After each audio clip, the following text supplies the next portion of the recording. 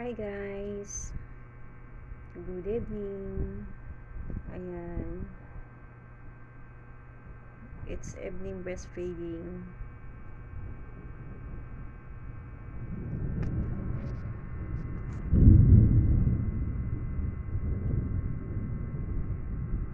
Ang sama ng panahon guys, umuulan, tapos kumukulog. Ayan,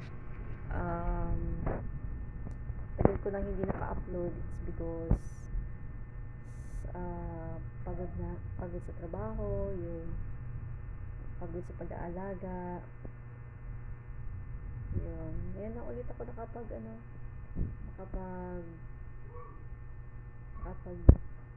video. Ay, hirap talaga maging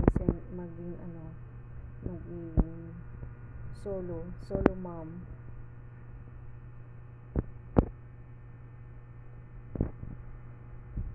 Ibig ko sabihin, wala akong katuwang sa pag-aalaga ng bata.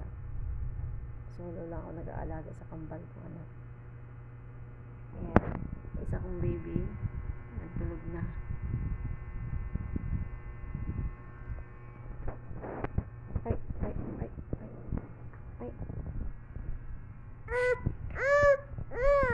Oh no baby, oh